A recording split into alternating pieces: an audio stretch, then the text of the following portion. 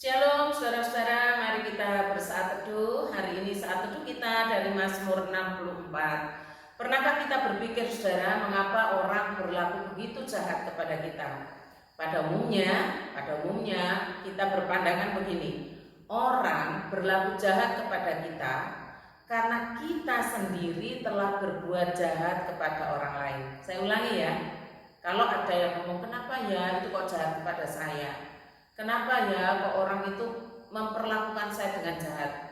Kita otomatis, nah ini pandangan umum akan mengatakan, kamu sendiri juga jahat kepada orang itu, atau kamu dulu pernah jahat kepada orang lain dan sekarang kamu menerima akibatnya. Jadi setimpal. Kira-kira pandangan pada umumnya seperti itu pandangan umum saudara. Tetapi kalau kita mau jeli melihat ke dalam kisah yang ada dalam Alkitab, maka pandangan yang umum tadi tidak sepenuhnya benar. Contohnya siapa? Contohnya kisah Daud yang ada di dalam Mazmur 64. Atau yang paling populer adalah Tuhan Yesus. Mengapa banyak orang yang berlaku jahat kepada Tuhan? Mengapa orang banyak berlaku jahat kepada Tuhan? Itu bukan karena Tuhan jahat kepada mereka. Bukan seperti itu saudara. Tetapi karena Tuhan sedang mengemban misi penyelamatan Allah, sehingga orang-orang yang menolak Tuhan Yesus, orang-orang yang tidak bisa menerima Tuhan Yesus sebagai Mesias, pasti memperlakukan Tuhan itu dengan sangat jahat. Demikian juga dengan apa yang dialami oleh Daud di dalam Mazmur 64 ini. Bukan karena Daud telah berbuat jahat kepada orang-orang itu sehingga orang-orang itu berbuat jahat kembali kepada Daud atau yang disebut dengan musuh. Bukan karena Daud telah berbuat jahat kepada orang-orang jahat itu, orang jahat yang disebut musuh, yang disebut enemy atau yang disebut para pengutuk. Bukan karena Daud telah berlaku jahat makanya dijahati. Bukan begitu saudara. Daud mengalami perlakuan yang jahat dari musuh-musuhnya karena Daud mengemban misi dari Allah, yaitu menjadi raja atas Israel, raja atas umatnya.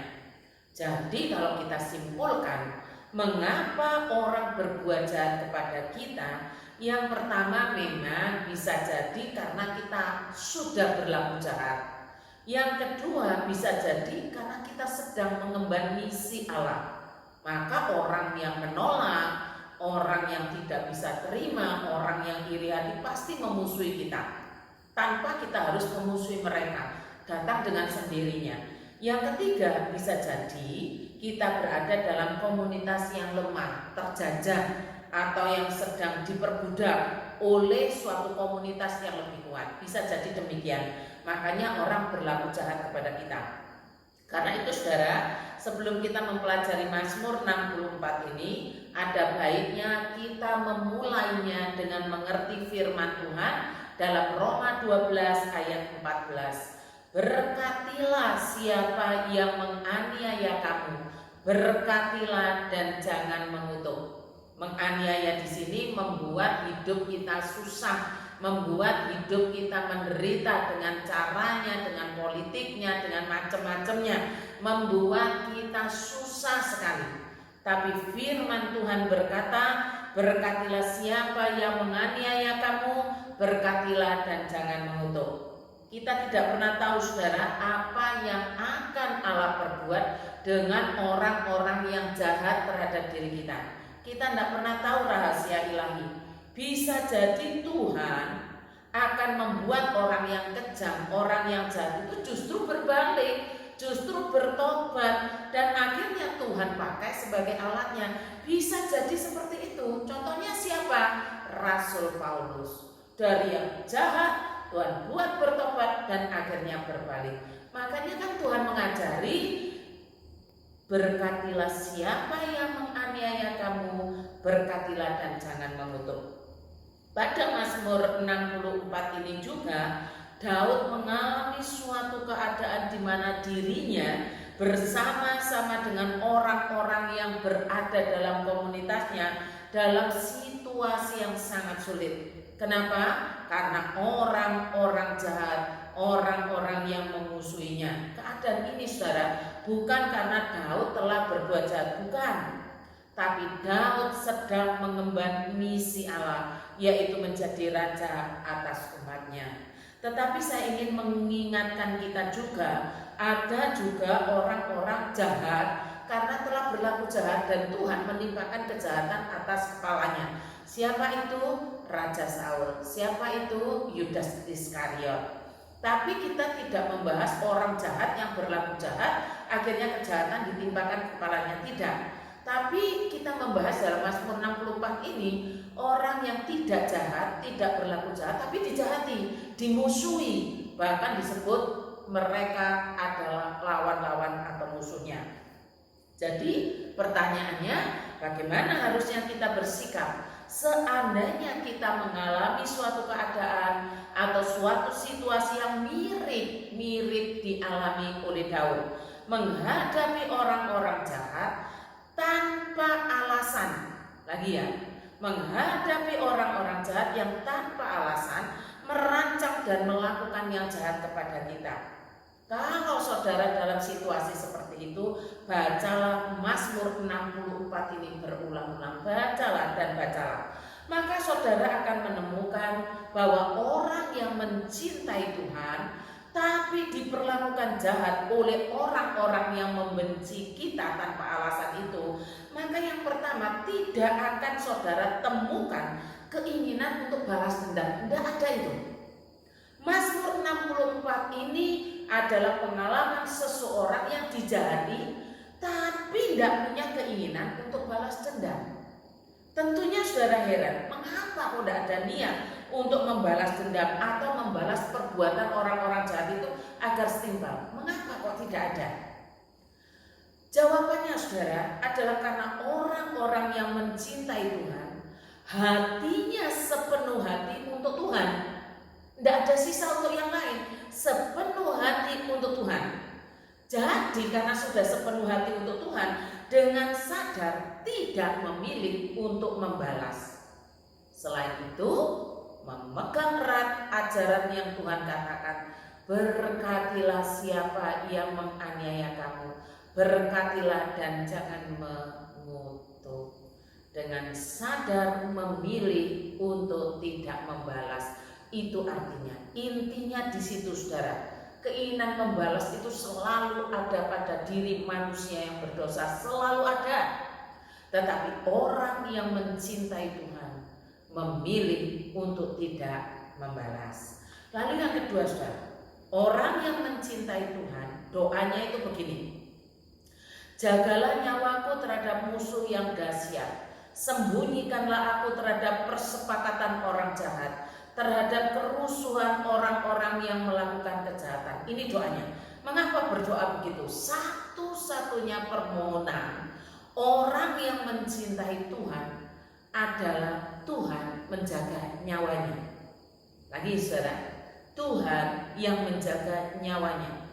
Karena itu tidak akan tergoda untuk melakukan yang jahat. Mengapa kok doanya minta Tuhan yang menjaga nyawanya? Ingat saudara, nyawa, jiwa berasal dari Tuhan. Dan keinginan orang yang mencintai Tuhan adalah hidupnya tetap untuk Tuhan, nyawanya pun kembali untuk Tuhan. Urusan yang lain itu yang kedua, yang ketiga dan seterusnya.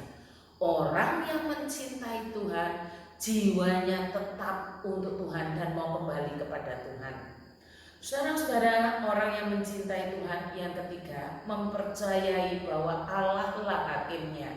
Allah lah yang punya hak untuk pembalasan. Hak untuk membalas itu bukan haknya kita, tapi haknya Allah.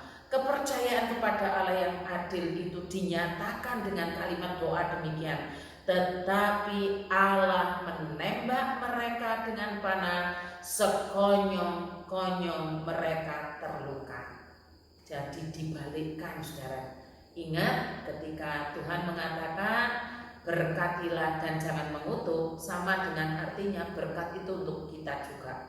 Kalau kita mengutuk, kutuk itu untuk kita. Karena itu biarlah Tuhan yang melakukan pembalasan, bukan kita. Kalau orang jahat itu memanah kita, panahnya akan kembali kepada Dia. Percayalah itu dan jangan ragu. Saudara, saya sangat yakin kita sekalian adalah orang-orang yang dicintai Tuhan. Tetapi pada prakteknya saudara, ketika orang memperlakukan kita dengan jahat, hasrat untuk membalas itu selalu ada. Hasrat untuk membalas dendam agar setimpal itu selalu ada, bahkan membara di dalam dada. Saya mencoba untuk memeriksanya begini ya saudara. Kita tahu bahwa Allah Maha Adil. Kita tahu bahwa firman mengajarkan berkatilah siapa yang menganiaya kamu, berkatilah dan jangan mengutuk. Kita tahu itu. Tetapi taunya kita itu hanya sebatas tahu begitu. Belum benar-benar meresap ke dalam hati. Belum benar-benar meresap dalam perasaan, dalam emosi kita. Belum. Ibarat kita tahu larangan, aturan tentang larangan. Kita tahu, tapi sadar kita melanggarnya dan kita menjadi bangga. Artinya kita masih dikuasai oleh kepuasan atau kesenangan diri. Kita belum berpindah pada menyenangkan Allah. Masih dikuasai kedagingan, masih duniawi. Kok bisa? Orang yang mencintai Tuhan dipimpin oleh Roh Allah. Orang yang tidak mencintai Tuhan tidak dipimpin oleh Roh Allah. Atau bisa juga kita berpikir bahwa Allah berlambat-lambat untuk segera menghukum orang jahat. Kita maunya itu kan Tuhan mau segera langsung begitu ya, sesuai dengan keinginan kita. Maunya Allah nuruti keinginan kita. Kalau demikian, kalau kita maunya Allah selalu nuruti kita, berarti kita tidak kenal Allah kita. Berhati-hatilah saudara, orang yang mencintai Allah pasti mengenal Allahnya. Tuhan memberkati kita sekalian. Mari kita masuk di dalam doa. Bapa di dalam surga, kami bersyukur bahwa firman-Mu beda dari kebiasaan pada umumnya. Kalau kebiasaan pada umumnya selalu ada membalas supaya impas, tetapi firman-Mu tidak, bahkan mengajarkan berkatilah dan jangan mengutuk. Saat ini mendoakan untuk seluruh komunitas orang-orang kudus, kiranya Tuhan tanamkan firman itu dan mereka memilih untuk lebih mencintai Tuhan. Mendoakan untuk Jayin, mendoakan untuk Ibu Sriani, mendoakan untuk Bobo Tom Syuyin, mendoakan untuk Bapak Ibu Basar Subagio, Bobo Naomi, Roni, putra Pak Yance yang dalam keadaan kurang baik-baik saja, dalam keadaan sakit, dalam keadaan lemah. Tuhan, Engkau yang punya rencana dan Engkau yang punya maksud. Hanya kuatkan iman mereka semua untuk terus mempercayai Tuhan dan firman-Nya, mencari Tuhan seumur hidupnya. Mendoakan Tuhan agar terjadi reformasi dalam persekutuan dan ibadah, di dalam misi, dalam perkembangan jemaat, agar kami tidak puas dengan apa yang ada, tetapi sesungguhnya digugahkan, dibangunkan rohani kami, dan reformasi itu menyentuh di dalam kebutuhan hidup jemaat-Mu. Berikan kami satu komunitas yang sehat, yang merasakan sepenanggungan dengan saudara-saudara kami yang lain. Mendoakan juga untuk kehidupan pekerjaan jemaat-Mu Tuhan, agar hidup jujur, lurus di hadapan Tuhan, dan tidak mengambil bagian dalam persepakatan jahat. Kami juga mendoakan untuk hamba-hamba Tuhan, yaitu Pendeta Yafet, hamba-Mu Penginjil Yohanes, memiliki hati untuk menggembalakan umat-Mu, menggembalakan melalui kepemimpinan di dalam latihan-latihan liturgi, latihan-latihan pelayanan, perkunjungan, bahkan peka terhadap kebutuhan jemaat. Terima kasih Bapa di dalam surga, berikan hati-Mu supaya kami dapat melakukan semua ini untuk menyenangkan hati Tuhan. Terpujilah nama-Mu Bapa, dalam nama Tuhan Yesus saya berdoa. Amin.